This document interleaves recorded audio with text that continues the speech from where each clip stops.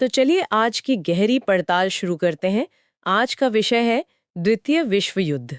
अब देखिए, हम सबने स्कूल में इसके बारे में पढ़ा तो है, पर आज हमारा मकसद सिर्फ तारीखें और घटनाएं दोहराना नहीं है। हाँ, बिल्कुल।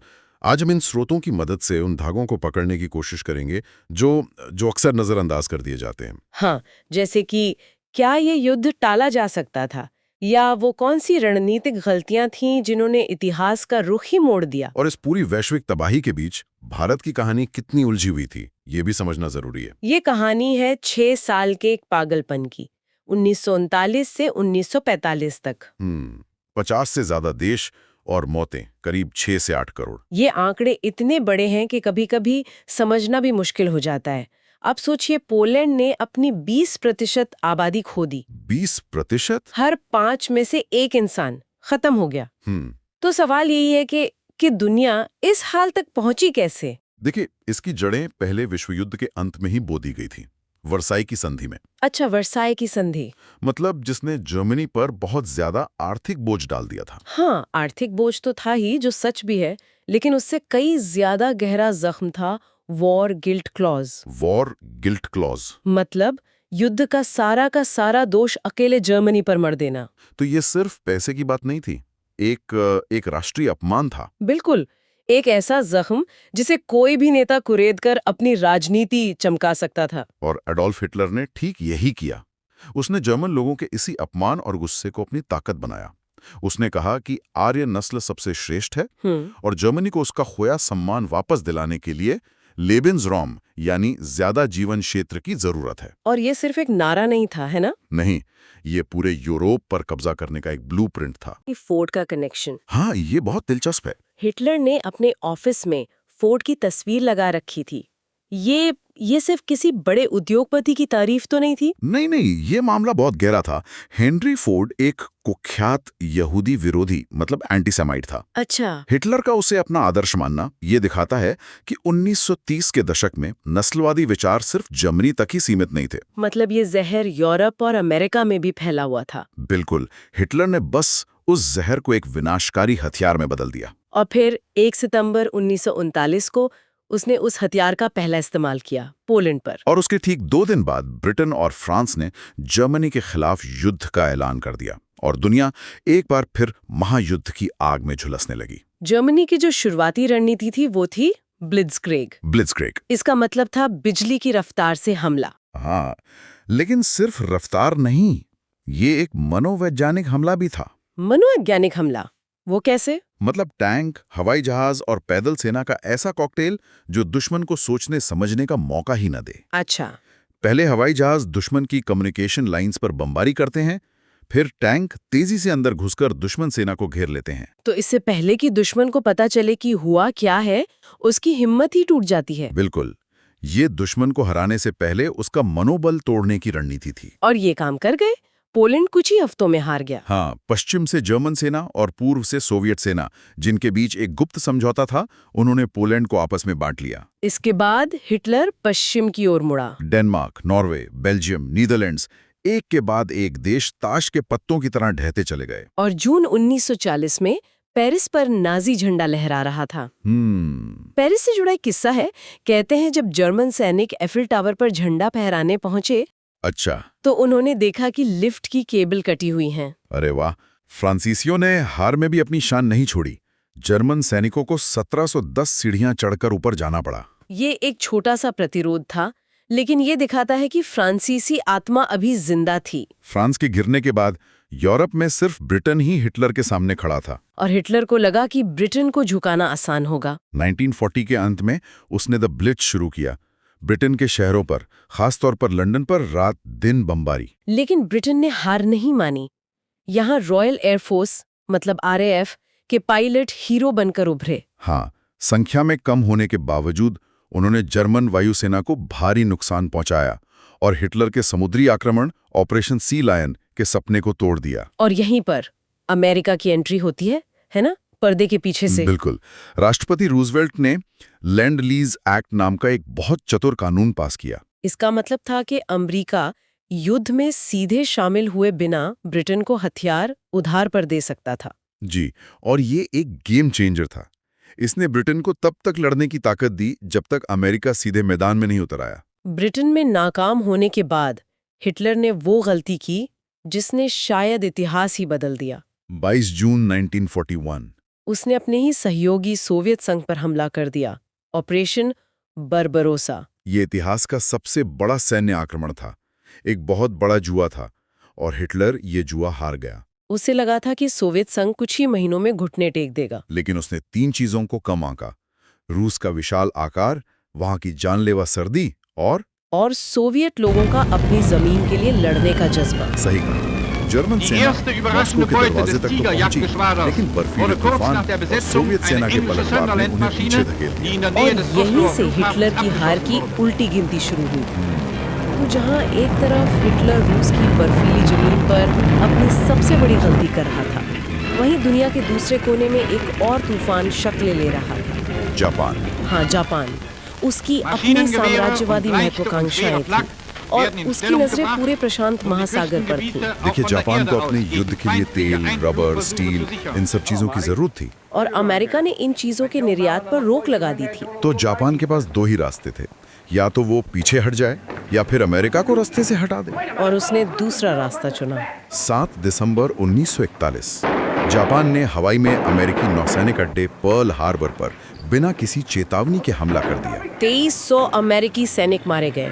ये अमेरिका पर एक सीधा हमला था। और इस एक घटना ने अमेरिकी जनता को, जो अब तक युद्ध से दूर रहना चाहती थी, एकजुट कर दिया। अगले ही दिन अमेरिका ने जापान के खिलाफ युद्ध की घोषणा कर दी। अब ये सच में एक विश्व युद्ध बन चुका था। अमेरिका का युद्ध में आना एक बहुत बड़ा मोड़ था, लेकिन जीत आसान नहीं थी। 1942 में भी एक्सिस ताकतें मजबूत थीं। तो फिर पासा पलटा कैसे?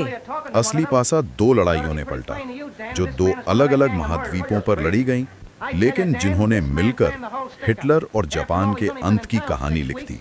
आप मिडवे और स्टालिनग्राड की बात कर रहे हैं? बिल्कुल। पहली लड़ाई थी प्रशांत महासागर में, बैटल ऑफ मिडवे। यहाँ अमेरिकी खुफिया एजेंसी ने कमाल कर दिया। उन्होंने जापान के कोड को तोड़ लिया था, है ना? हाँ, उन्हें पहले से पता था कि जापानी नौसेना कहाँ हमला करने वाली है। अमेरिकी नौसेना ने घात लगाकर हमला किया और जापान के 4 सबसे शक्तिशाली एयरक्राफ्ट कैरियर्स को डुबो दिया। और इस एक हार ने प्रशांत में जापान की कमर ही तोड़ दी। और दूसरी लड़ाई यूरोप में थी, स्टालिनग्राड। एक शहर के नाम पर लड़ी गई इतिहास की सबसे खूनी लड़ाइयों में से एक। जी, स्टालिनग्राड हिटलर के लिए एक जुनून बन गया था। उसने अपनी पूरी छठी सेना को इस शहर पर कब्जा करने के लिए झोंक दिया। महीनों तक लड़ाई चली, हर गली, हर घर के लिए। हाँ, और आखिर में सोवियत सेना ने जर्मन सेना को चारों तरफ से घेर लिया।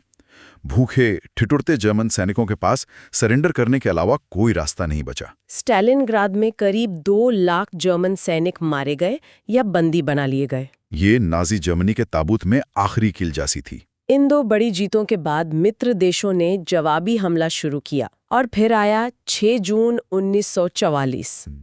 इतिहास का सबसे बड़ा समुद्री हमला। 1.5 लाख से ज्यादा अमेरिकी, ब्रिटिश और कनाडाई सैनिक फ्रांस के नॉर्मंडी तट पर उतरे। डी-डे ने यूरोप में पश्चिमी मोर्चा खोल दिया। अब जर्मनी 2 तरफ से फंस गया था, पूर्व में सोवियत संघ और पश्चिम में मित्र देश। हिटलर ने बैटल ऑफ द बल्ज में एक आखिरी जोरदार पलटवार करने की कोशिश की, लेकिन वो भी नाकाम रही।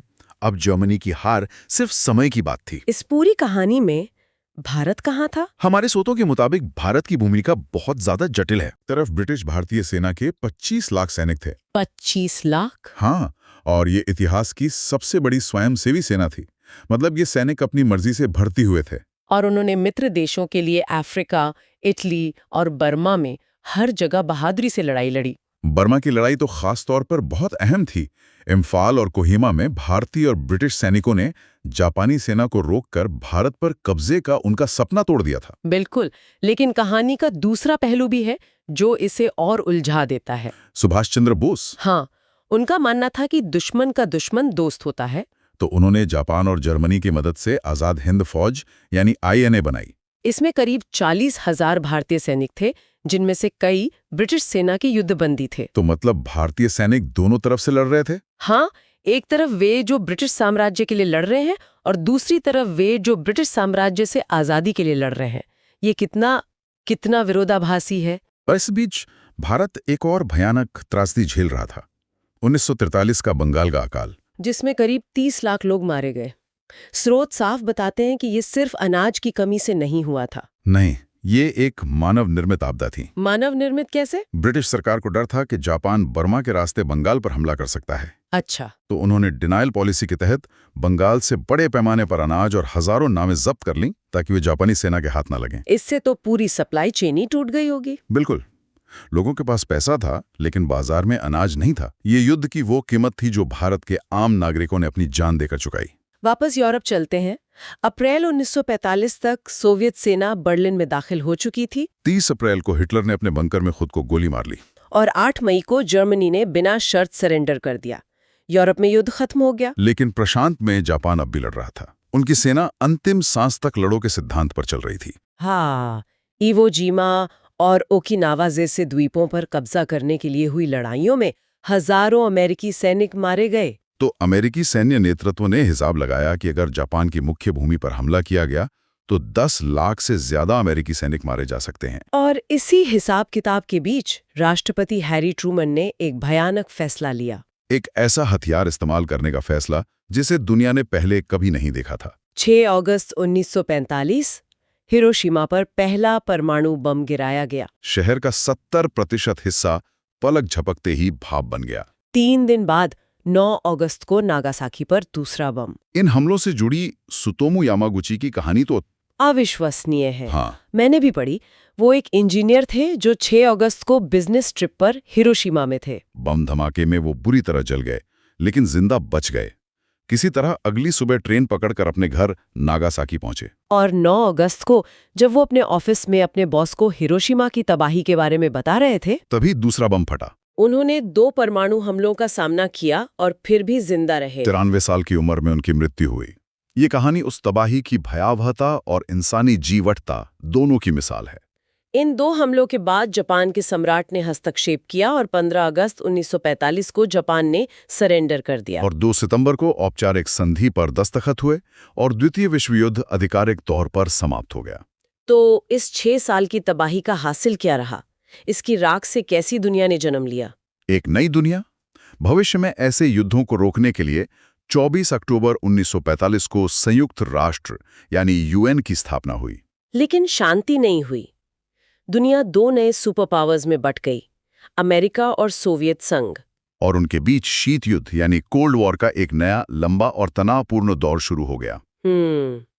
इस युद्ध ने एक और काम किया। इसने उपनिवेशवाद की चूलें हिला दी। अच्छा। और ब्रिटेन और फ्रांस जैसे पुराने साम्राज्यवादी देश आर्थिक रूप से इतने कमजोर हो गए थे कि उनके लिए अपनी कॉलोनियों पर कब्जा बनाए रखना नामुमकिन हो गया। और इससे भारत जैसे कई देशों की आजादी का रास्ता साफ हुआ। बिल्कुल। एक आखिरी चौंकाने वाला आंकड़ा मुझे मिला जो दिखाता है कि यह युद्ध सिर्फ मैदान पर ही नहीं, फैक्ट्रियों में भी लड़ा गया था। हाँ, औद्योगिक उत्पादन। अमेरिका ने अकेले लगभग 3 लाख विमान और 61,000 टैंक बनाए। ये जर्मनी और जापान के कुल उत्पादन से भी कहीं ज्यादा था। तो मित्र देशों की जीत के पीछे उनकी ये औद्योगिक ताकत एक बहुत बहुत बड़ा कारण थी। तो अंत में ये युद्ध मानवता के लिए एक सबक था। एक बहुत बड़ा सबक। स्रोत हमें होलोकॉस्ट की याद दिलाते हैं, जहां नाजियों ने 60 लाख यहूदियों का योजनाबद्ध तरीके से नरसंहार किया। ये दिखाता है कि नफरत और विभाजन की राजनीति इंसान को किस हद तक गिरा सकती है। सही बात है। तो आज हमारे लिए सोचने वाली बात ये नहीं है कि इतिहास से क्या सबक सीखें, बल्कि ये है कि उन सबकों को हम याद कैसे रखें। और आज की हमारी दुनिया में जहां नफरत और विभाजन फिर से सिर उठा रहे हैं, हम ये कैसे सुनिश्चित करें कि इतिहास की सबसे बड़ी त्रासदी फिर कभी ना दोहराई जाए।